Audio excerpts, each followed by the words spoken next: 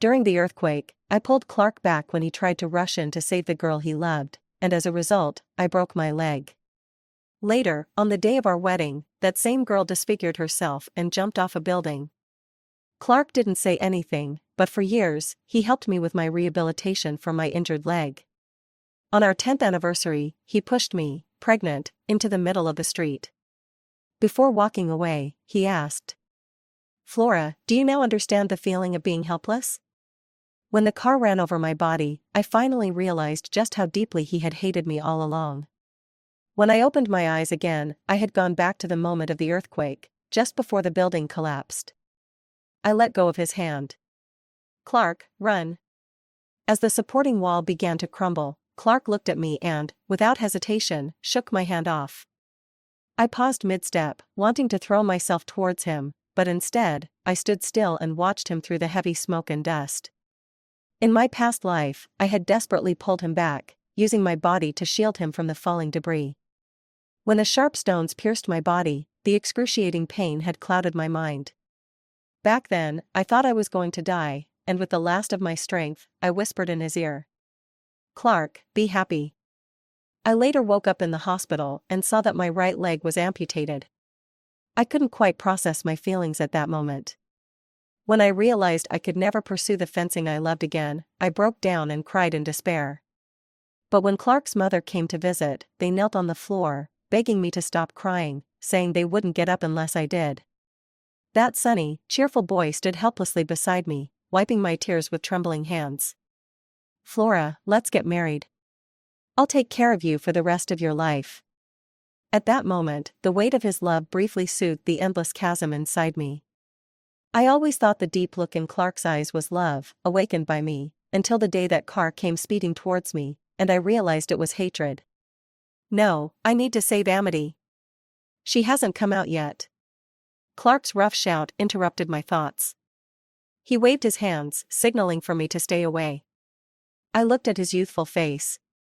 Even though 10 years had passed, I could still clearly remember him accompanying me through countless rounds of rehab, catching me each time I fell with his strong arms.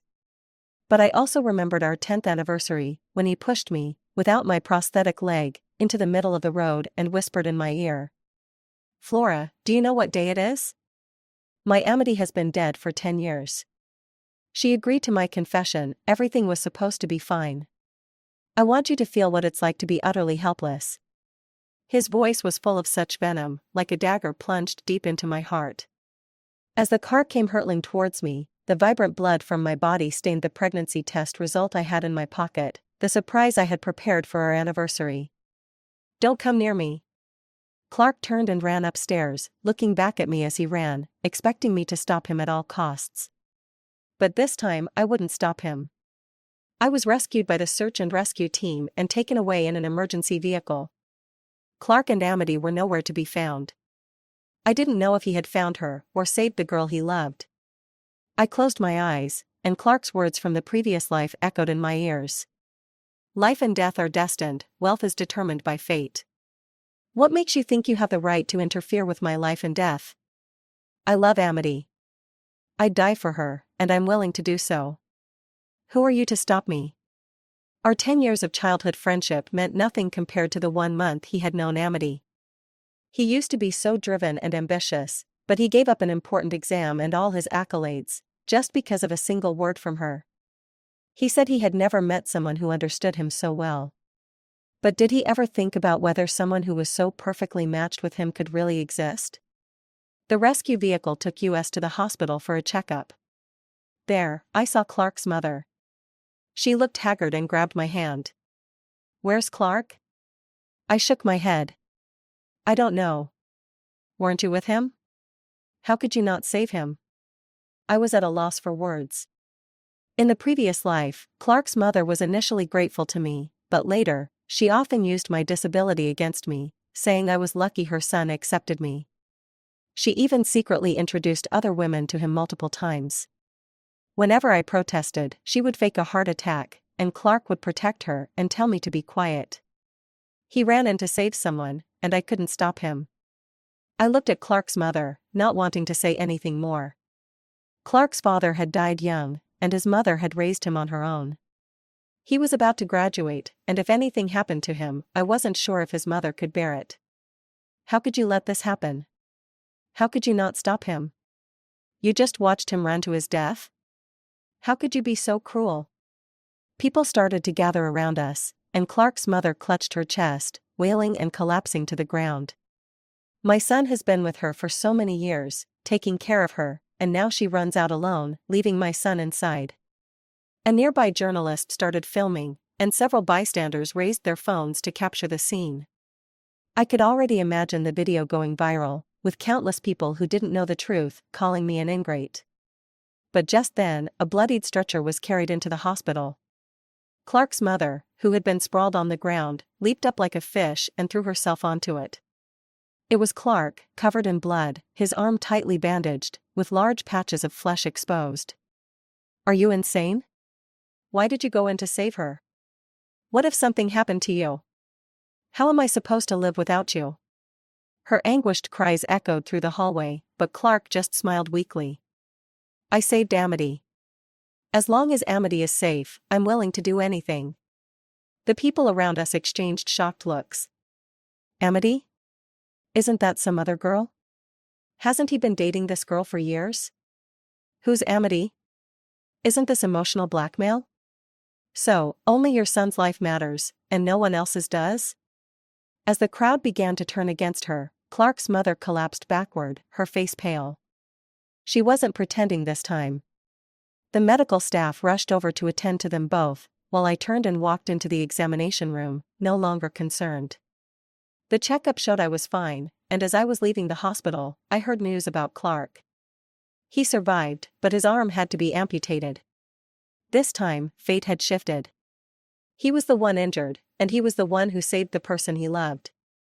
I could only hope that Amity would be there to walk the rest of the road with him. Standing outside the ICU, I thought back to Amity's face in the previous life.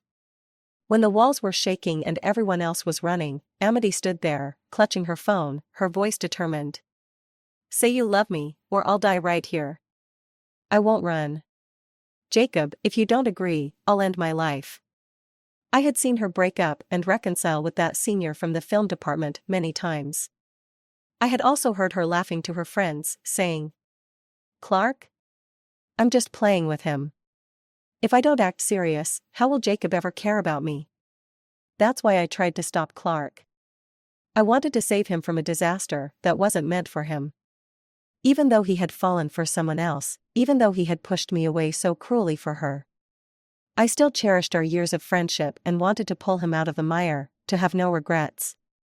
But if he was so determined to jump, just as he had said. Life and death are destined, wealth is determined by fate. I didn't see Clark again until a month later. The right hand he once prided himself on for playing basketball had been amputated. He now had only part of his right arm, wrapped in bandages, and his movements were difficult. Clark's mother seemed to have aged 10 years. Her voice had gone hoarse, healed, and gone hoarse again, and now she could barely speak. I brought a bouquet of flowers to welcome him as he was discharged and calmly told him that we should break up. Clark didn't try to stop me, because while he was recovering, Amity had visited him many times, tearfully declaring her love and promising to stay with him for the rest of their lives. I guess this was a good ending for both of us.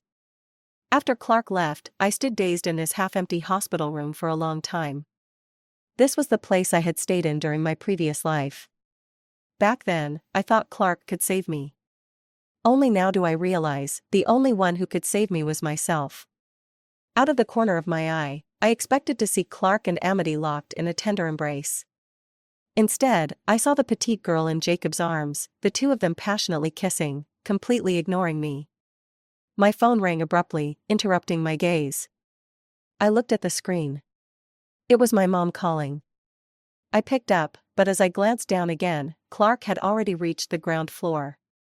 Jacob had long disappeared from Amity's side, and she was now holding a bouquet of bright roses, jumping into Clark's arms, her face glowing with happiness. Mom. I answered the call, but my eyes never left the scene below. Clark had no idea what had just happened. He tried to embrace Amity, but the missing part of his arm made lifting it difficult. He eventually gave up.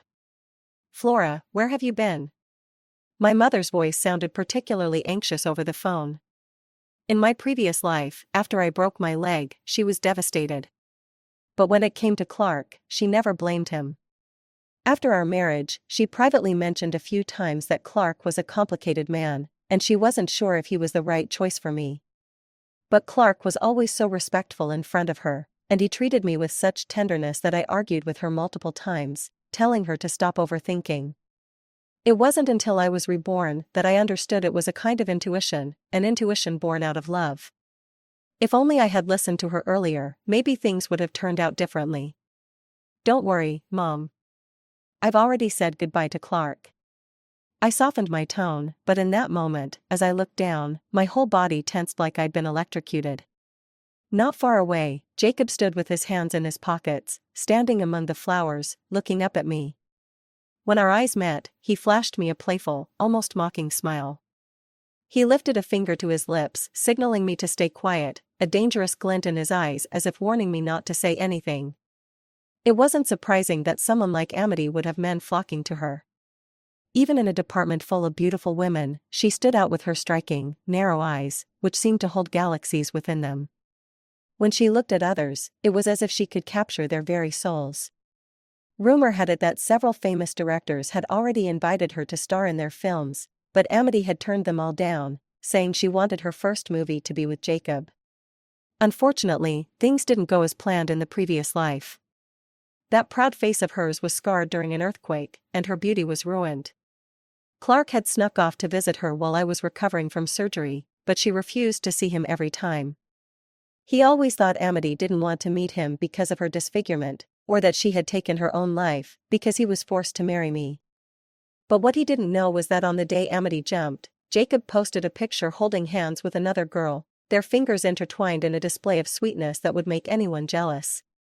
Clark blamed me for all the pain Amity went through, never realizing that she had never truly cared for him from the start.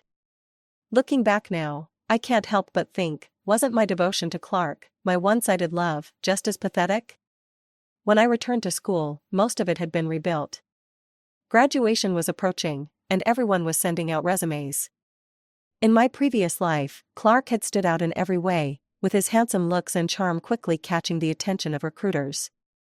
But now, he could only sit in front of those small, overlooked companies, clumsily scrawling his name with his left hand. Most of the companies didn't say anything outright, but their looks of pity far outweighed any admiration. The despair I had once felt under those cold gazes, he was now experiencing it fully. Flora, I'd like to hear your thoughts on balancing career and family. The interviewer in front of me held my resume, looking at me with interest. It's common for young women like me to face such questions during job interviews, and I understood that. I turned my head, memories flashing through my mind, and after a moment of reflection, I spoke firmly. I was born to be a mountain, not a stream. The interviewer seemed momentarily taken aback, then smiled gently, nodding. All right, Flora. One last question. You've applied for a position as a wheelchair fencing coach. Could you tell me why this role holds special meaning for you? My hand, resting under the table, touched my right knee, and I slowly rotated my ankle. The joy of regaining what I had lost still lingered in my heart. In my previous life, I had hit rock bottom. I grew to hate the sport of fencing that I had once loved. Every time I saw one of my favorite matches on TV, I would lose control and smash the screen. It wasn't until much later, when I had calmed down, that I tried wheelchair fencing. The female coach I met back then handed me a sword and said, even without legs, if you grow wings, you can still fly. But by then, my body had deteriorated too much to pick up my dream again. Now that I've been given another chance, now that I understand the pain I've endured, I want to help others find the joy in life alongside me. Faster, higher, stronger is more of a mindset to me. I believe that physical limitations should never be a barrier to pursuing one's dreams. Those were the words that Coach had once said to me. They are also my belated comfort to myself. As the event ended, I saw Clark and Amity. She stood by his side, as eye-catching as ever, her voice soft and sweet. Clark, don't worry. It's okay if you don't have a job. I'll take care of you for the rest of your life. Hearing that familiar conversation, I chuckled softly. I'll find someone to get you a job, something easy with good pay. I don't need you to do that. I can't believe no one wants me. Amity, give me some time. Trust me. Amity clearly didn't like Clark. Her care for him was likely to avoid being criticized by others. But for someone like Clark, who had always been a golden boy, how could he tolerate being taken care of by a woman? Even now, he still believed he could make a name for himself. But his failure to attend an exam in order to accompany Amity to a competition had left a glaring flaw in his academic record. Besides, recovery was a long process, and Clark had lost the head start he once had in his career.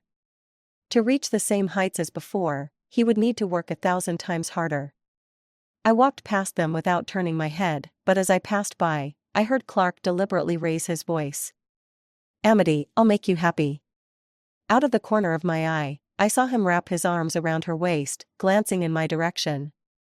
I pretended not to hear and kept walking, but my mind wandered back to when he was 18, standing outside my house all night, holding a jar of stars, nervously saying, Flora, we got into the same university. Can we be together? I'll make you happy. I closed my eyes, and the drifting willow trees and the sweat-soaked white shirt of that boy seemed to reappear before me. We worked so hard to be together, only to be defeated by time. Flora. A sweet voice interrupted my thoughts, and Kate came running toward me, hopping with excitement before crashing into my arms. For my graduation project, can you act in it for me? I had met Kate through our club. She was from the directing department, came from a wealthy family, and after graduation, she was headed abroad for further studies. Her only real worry now was her graduation project. She had to make a short film as part of her final assignment. I looped my arm through hers and nodded in agreement. She probably stood on my right side, deliberately blocking Clark and Amity from my view, out of concern that I'd be upset about the breakup. Clark's mom came to school the other day to make a scene with Amity. She was shouting that Amity was part of their family now, alive or dead, and insisting she have a child as soon as possible.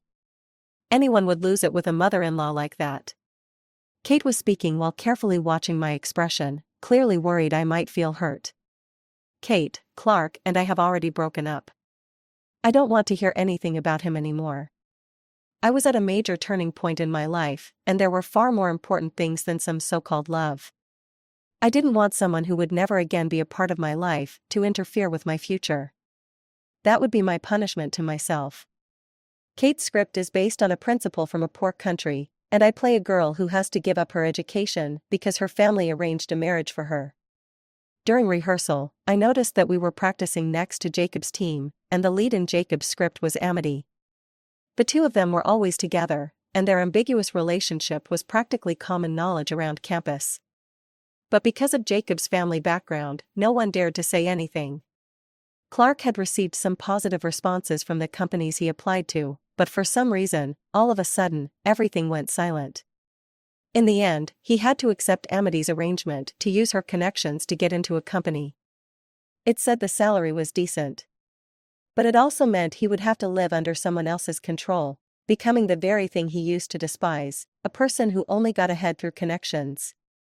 In the life I knew him before, he should have been undergoing rehabilitation now, a grueling time after losing a limb, where he had to accept his new reality and face his deepest wounds over and over again. Clark's emotions were growing unstable, and he needed Amity's companionship to fill the void in his heart. But Amity's mind wasn't on him at all. To ensure she looked her best on camera, she made sure to go to bed early and keep a strict routine. Maybe because she was completely immersed in love, she became even more radiant. During breaks in rehearsal, I often overheard her on the phone, sounding annoyed. I told you I'm busy. The crew has a meeting tonight, I don't have time to go with you. Sometimes, when Clark would come looking for her, she'd make up an excuse to avoid him, leaving instructions to those around her. Don't tell him I'm here. On Valentine's Day, Clark showed up with flowers for Amity, but she was too busy rehearsing to even greet him. In front of everyone, Clark couldn't hold back his frustration. He threw the bouquet on the ground and coldly demanded, Amity, I've called you so many times, and you didn't answer. What are you trying to do? Everyone froze, but Amity didn't give him a kind response. She had always had boys wrapped around her finger because of her looks, and she wasn't used to being treated like this. She snapped back instantly. "Clark, I'm busy. Unlike you, normal people have a lot going on every day." She emphasized the words normal people, which hit Clark hard. He stood there, stunned, too angry to speak. "Amity, do you even have a conscience? Who do you think I did all this for? Do you have any shame? I never asked you to save me. That was all your idea. Maybe if you hadn't shown up, nothing would have happened to me. Do you expect me to be grateful to you forever? And don't forget, who got you that job? I don't owe you anything, Clark." Clark was both angry and upset. In his frustration, he tried to point at her, but all he could do was wave his empty sleeve, almost tripping over a chair. From afar, I looked at Clark, the boy once hailed as a genius by our teachers, now standing there, humiliated and deceived, and I couldn't help but lower my eyes in pity.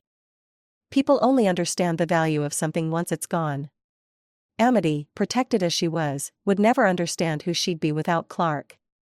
And Clark, he'd never know that if I hadn't pulled him back in time, he wouldn't be in this situation now. Just like how he didn't thank me back then, Amity wouldn't thank him now. That day, our rehearsal was interrupted, so after everyone left, I stayed to practice my moves. In the short film, I play a martial artist who escapes poverty, and by the end of the film, I have to showcase some fencing techniques. But ever since I returned to life, my moves had grown rusty, so I kept practicing. Eventually, the stage lights went out, and in the dim lighting, I raised my sword to thrust forward, only to notice a shadowy figure sitting in the audience. "Who's there?" Startled, I nearly dropped my sword. "You're pretty good," said Jacob. He raised an eyebrow, his dark eyes gleaming like a ghost. "Clark isn't good enough for you." I thought he was warning me not to say anything about what I'd seen, so I brought it up first. "I won't say anything about you and Amity." He let out a small laugh, his expression softening with a hint of drunkenness as he approached me. "Amity isn't the right fit. I need a leading lady like you. She's too delicate, but you're tough, like wild grass." I could smell the mix of alcohol and cologne on him. Frowning, I stepped back. Jacob always considered himself an artist, and with his family's wealth, he often flirted shamelessly with women. Many girls, for their own reasons, tolerated his advances. But I shot him a cold look and stepped back again. "Who I end up with is my own business, and it has nothing to do with you." I started to take off my costume to leave, but Jacob followed me and grabbed my sleeve. "Flora, has anyone ever told you? You're different. If we were together, don't you think Clark would be heartbroken? Wouldn't it be fun to see him chase after you again?" I admit, for a moment, I was tempted. But I quickly suppressed the thought. I don't need a man's pursuit to prove my worth, nor do I need his regret to show that I'm good enough. I don't need any man or woman to validate my perfection. I don't want to have anything to do with Clark anymore. If you bother me again, I'll make sure everyone knows what I know. That won't end well for you." I coldly took off my costume and walked out of the theater. After that day, Clark and Amity started giving each other the cold shoulder. He stopped coming to the theater to see her, and they no longer appeared together at school. He thought he was punishing her, but it was exactly what she had wanted. On my birthday, Kate organized the whole crew to celebrate for me. While we were at the restaurant, I received a text from an unknown number. Happy birthday." The way they addressed me made me immediately think of Clark. In the first love letter he wrote me when we were 17, that's how he addressed me. But without hesitation, I deleted the message. As we left the restaurant and headed back to school, I was surrounded by a crowd. I was a bit drunk, and one of the boys walking beside me kept trying to offer me a hand, but hesitated and pulled back each time. I noticed, but said nothing. Under the streetlight, I saw a tall, thin figure standing alone. The boy beside me noticed first and quietly stepped away. "Flora." Clark's voice was tightly controlled, but I could still hear the emotion in it. "Happy birthday." After the brief exchange, I nodded. "Thanks." In his left hand, he held an ugly bunch of paper stars. They didn't turn out well. He took a step forward, and I took one back. The wind blew, scattering the paper stars across the ground. Neither of us bent down to pick them up. "I'm going to the capital to get a prosthetic," he said, his voice tinged with a quiet sadness. In the 4 years we were together, I never missed any of his big moments. I was always there for him through the hardest times. In our sophomore year, he injured his arm in a bike accident, his shirt stained with blood. But he still brought me a birthday cake without a word. When I rolled up his sleeve to tend to the wound, this boy, who was a head taller than me and usually so full of himself, burst into tears, looking so pitiful. But now, in this darkest moment of his life, I wouldn't be there with him anymore. "I wish you the best," I said, my face emotionless, cold as ice. "Flora, why are you so heartless? Can't we even stay friends?" A few people nearby looked over with questioning glances. I raised my eyes and stared straight at him. "You think this is old love rekindled, but it's just your need for warmth, because you feel abandoned. You should know by now that I'm the kind of person who can't tolerate even a hint of betrayal. When you decided to push me away, you should have known we could never be friends again. Clark, don't try to guilt me with your so-called deep feelings. Life and death are in fate's hands, and wealth is written in the stars. You made your choice. Now deal with it." I smiled at him, then turned and walked away, rejoining my friends as we headed off into the distance. The days leading up to graduation always seemed to fly by. With rehearsals day after day, I hadn't realized a whole month had passed. Jacob had started giving me expensive gifts every now and then. Sometimes it was a ring from a luxury brand tucked in my bag, other times a limited edition dress that was hard to find. I knew this wasn't love at first sight. It was just a game Jacob played to kill time. I didn't pay him any mind, as I had already received an offer from the provincial team's coach. I was starting to get involved in coaching, and according to plan, I'd be training a newly formed fencing team. In 3 months, I would be taking them to an important competition. On Amity's birthday, Clark suddenly returned. He came with his mother, sporting a new prosthetic arm. They showed up unannounced, probably trying to break the ice and give Amity a surprise. It was Clark's mother who told me this. After everything that had happened, she looked worn out, and her tone toward me was unusually gentle. "Flora, Clark is like a child who never grows up, always making people worry. You've known him for so many years. You understand him. Sometimes he does impulsive things, but deep down, he's sentimental." After we were married in my past life, she had said the same thing to other women several times. The implication was clear. Now, hearing it again, it made me sick. No one stays a child forever. He's a grown man and should be responsible for his actions. As for whether he's sentimental or not, it has nothing to do with me. He has a girlfriend now. You should talk to her. I turned to leave, but Clark's mother grabbed my arm. "I like you. I want to bring you two together. Otherwise, you know, his relationship with that girl is going well, and she's got a job now too. To be blunt, if Clark hadn't lost an arm, you wouldn't even have a chance." Whenever she talked about her son, she always sounded proud. Apparently, Clark hadn't told her about using connections to get a job or the fights he'd had with Amity. Clark's mother didn't really like me either.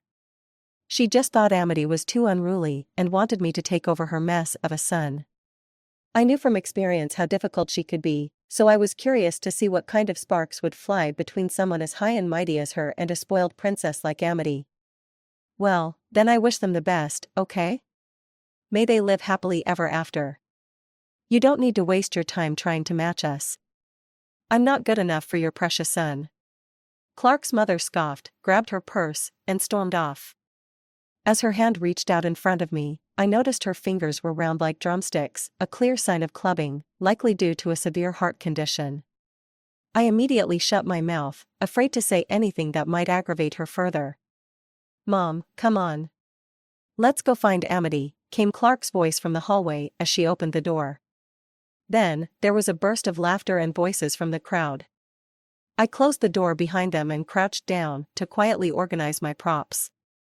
Kate told me Clark had booked a big restaurant, and many people from both production teams were going to join the fun. I certainly wasn't going to attend. After packing up, I left. I was busy coaching every day and had no time to pay attention to the gossip.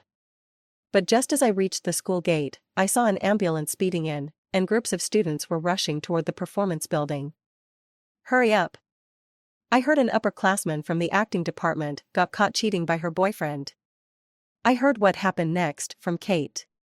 She said that a crowd had eagerly followed Clark and his mother as they opened the dressing room door, only to find Amity and Jacob in a compromising position. Clark froze in place, unable to say a word. Clark's mother was so furious, her face turned pale. She lunged at Amity, grabbing her hair, but Amity kicked her in the chest, knocking her to the ground. Clark rushed in to help, and he and Jacob got into a fistfight. All of this was captured on camera by someone in the crowd who had been planning to record a surprise. I waved my hand, signaling that I didn't want to hear any more, but Kate continued. "It's not over yet." During the scuffle, someone pushed Amity, and she fell to the ground, bleeding. I was utterly shocked, coughing as I choked on my water. I heard Amity was 3 months pregnant, but she lost the baby. Who knows how things will turn out now? Clark hadn't even been with Amity for 3 months. I couldn't imagine how he would feel when he found out. Clark's mother ended up in the hospital too. Apparently, she had a heart attack and almost didn't make it. She's still in the ICU. "Flora, you're lucky. Breaking up with Clark was the best decision. Stay out of their mess. When Clark was with you, everything went smoothly. Too bad he didn't appreciate it. He deserves what he's going through now." Kate's words were harsh, but I knew she was only saying them out of loyalty to me. "All right, Kate, let's not talk about Clark anymore. He's just someone I've known for a long time, nothing more. Let me show you one of the girls from my team. Look how beautifully she moves." I took out my phone and showed her a video of a girl who had lost her legs to polio, triumphantly raising her sword after defeating her opponent.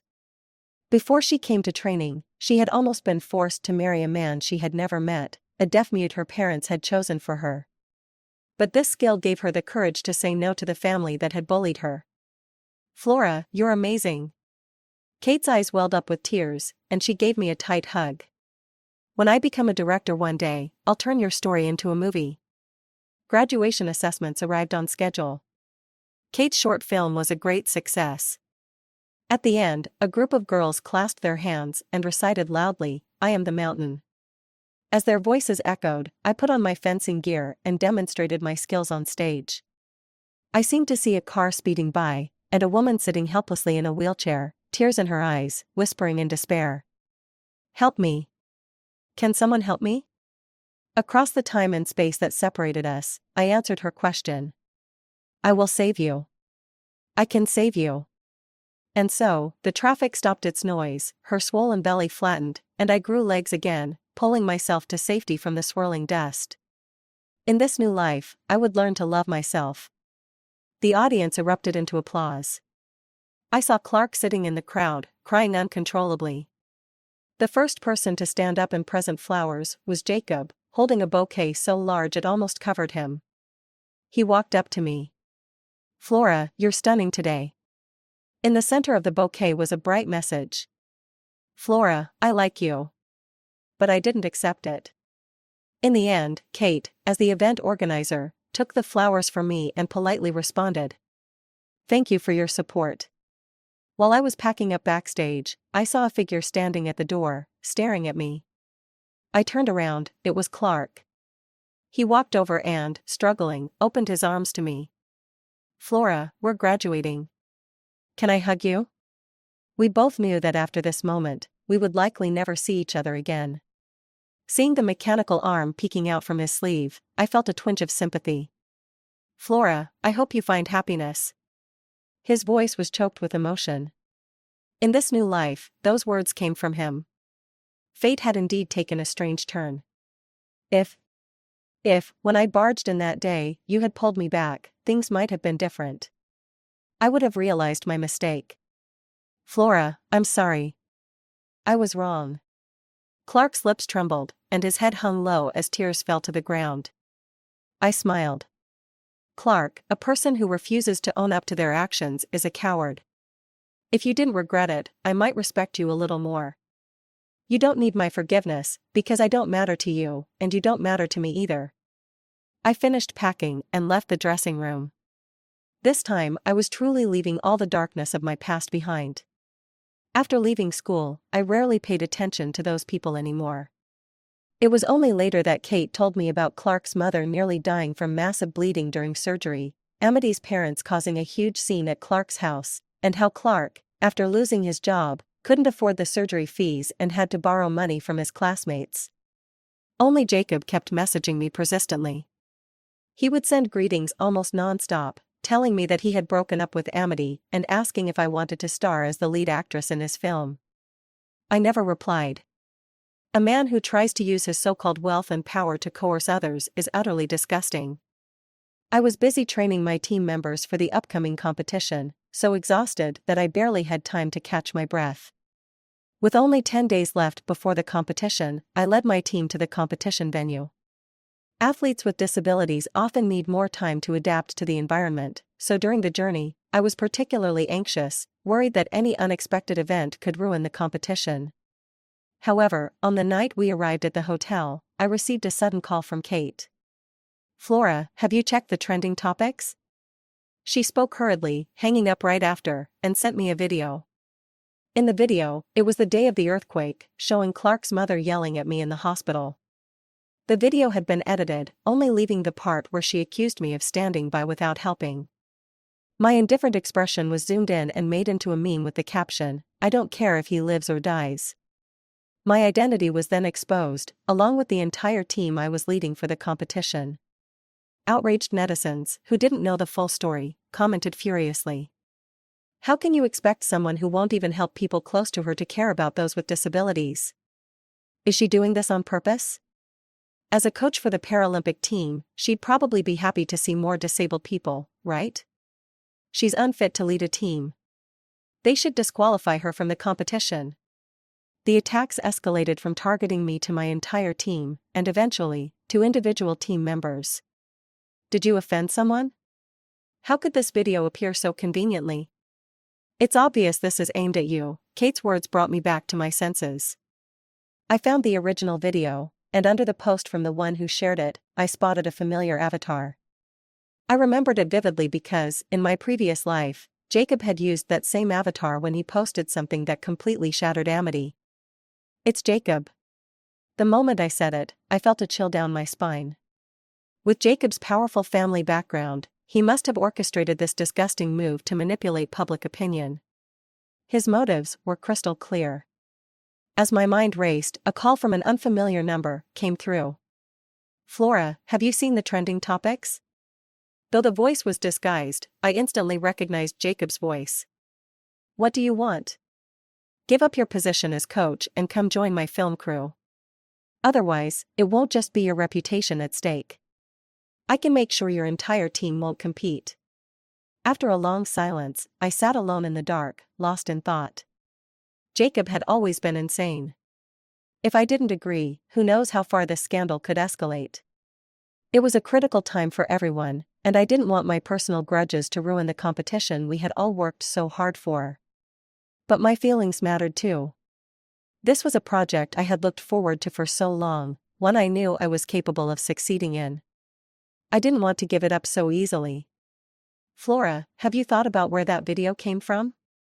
Kate's words hit me like a bolt of lightning. That day. I tried to recall the scene. My memory was hazy, but apart from Clark and his mother, there were no others close to me present. So much time had passed. Unless someone close to me deliberately leaked it, there was no way anyone could use this as blackmail. But who could that person be? After a moment of contemplation, I dialed Clark's number. "Flora," he answered first, sounding anxious. I didn't release the video. His panicked denial only deepened my suspicion. "It was your mother, wasn't it?" The moment I asked, my heart skipped a beat. He was silent for so long that I already had my answer. "Flora, I'm sorry. She's already like this. I can't blame her for anything anymore. I'm willing to take full responsibility for whatever happens. I'll go explain everything right now. I'll make everything clear, okay?" I let out a cold laugh. And how exactly was he planning to explain it? Even if he tried, by the time the truth was out, the damage would already be irreparable. Do you have the full video? Can you find the complete footage? The only way to quickly and effectively end this was to release the part where Clark explained everything in the original video. The video. Jacob bought it. He paid for all the surgery costs, so now he's probably the only one who has the rights to release it. I once loved the sound of Clark's voice, but now, it felt so cold. The phone slipped from my hand and fell to the ground. The provincial team contacted my superior urgently, and the head coach called me. I picked up, expecting to be scolded, but instead, she spoke to me gently. "Flora, don't worry. We're working on a solution." In my mind, I couldn't help but recall that day at the interview, when I told her physical limitations should never be a barrier to pursuing dreams. My team members had already gone through so much hardship. For many of them, this competition was their one and only chance. If they didn't win and qualify for nationals, they would have no choice but to return home and settle down. This wasn't just my dream, it was theirs too. Was I really going to let Jacob ruin all of this?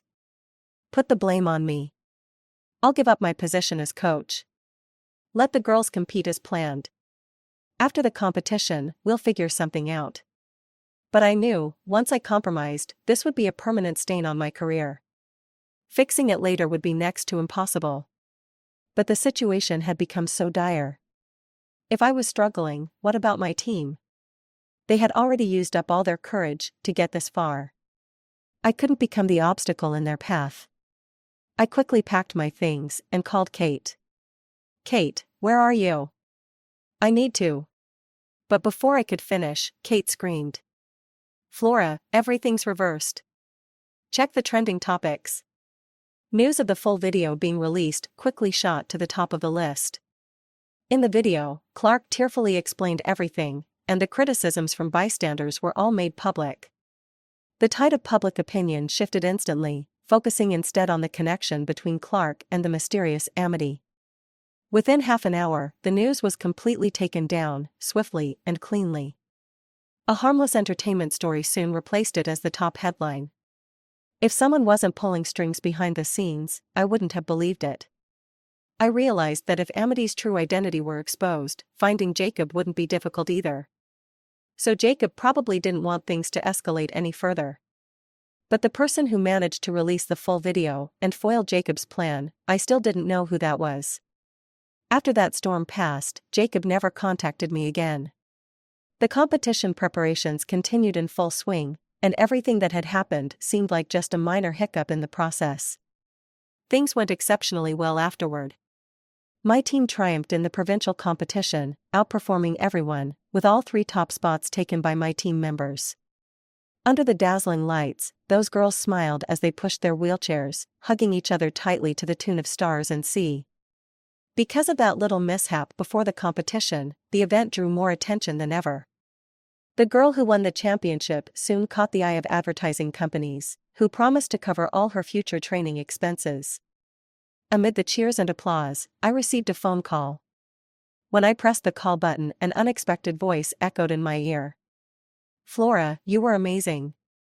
That voice, distant yet familiar, instantly pulled my memories back to the previous life. In that dim hospital room, the TV on the wall was broadcasting live news. At that time, I suffered from severe insomnia, unable to sleep night after night, teetering on the edge of breakdown and despair. Until one evening, listening to a news interview, the steady yet gentle voice of the female reporter reading a brief bulletin gave me a strange sense of peace. Later, during those unbearable days, I got used to falling asleep to the sound of her voice. Then, one day, her face appeared on the live news. They said she was a reporter covering post-disaster stories who had fallen to her death from the 17th floor of the hospital. The conclusion was that she had witnessed too many injured victims during the earthquake, leading to emotional despair and suicide. The program replayed clips of her interviews. After each interview, her comforting words were always so firm and uplifting. I didn't know what had happened to her to cause such a sudden death, but something about the whole story felt vaguely wrong to me. Hearing her voice again now brought tears to my eyes. We arranged to meet at a cafe. Was it you who released the full video? The person sitting in front of me was named Marina. Her round face gradually overlapped with the person behind the camera that day. I was grateful that, in this life, such a tragedy hadn't happened to her. Yes, it was me. Her voice was still as pleasant as ever, soft like a stream flowing gently through my heart. Why help me? Since Jacob had used such evidence to threaten me, he must have ensured that all key pieces of evidence were in his possession. And to achieve this, there were only two ways: money or power. As a journalist, she would have been eager to exchange such evidence for Jacob's connections and resources in the media industry. Even if not, there was no need for her to risk offending him just to help me. My daughter is paralyzed. She lowered her head slightly, her eyes tinged with red as she began to speak. On the day of the earthquake, we had planned to go to the park together, but I left for an impromptu interview, leaving her and my husband at home. Later, a fallen pillar crushed her legs. What about your husband? She smiled faintly. He was having an affair with someone else at a hotel downstairs. I found out later. In my mind, I pictured the hospital where she fell in my past life. I guessed it was likely the place where her daughter was receiving treatment. My daughter loved dancing. Her teacher said she was very talented and wanted to recommend her to the best dance school. Her voice choked up. She's so young. How could she accept this? She resisted treatment and was in a terrible state until. She looked up at me. During the post-disaster reconstruction, I participated in your school's recruitment event. I heard what you said and shared your words with my daughter. I even showed her videos of wheelchair fencing. She cried for a long time that night. The next morning, she told me, "Mom, I can still dance in a wheelchair." She also gave me her already written suicide note. I looked up at her in shock. If it weren't for you, she might not be alive. And if she weren't here, I don't know if I'd have the strength to keep going. The black and white photo from the past still lingered in my mind, and my heart trembled. So much had happened, and I never imagined this would be the outcome. Jacob contacted me, offering a fortune for the video, but I told him the camera malfunctioned that day, and I didn't record anything. Her daughter was receiving expensive treatment, and she was also in the middle of a divorce battle with her ex-husband. Such difficulties meant she would undoubtedly need a large sum of money. She hadn't mentioned it, but I knew how tough it must have been. If it weren't for you, I don't know what I'd be like now. She looked up at me, her words still as firm as ever. I used to blame myself, thinking I wasn't good enough, that I couldn't keep my husband, and that's why my daughter suffered this disaster. But you were right. We are mountains, not streams. Why should we stop because of a small ditch? What I should do is make him pay. If your story must have a savior with a twist ending, I hope she's a woman. We aren't fools who fight each other over men.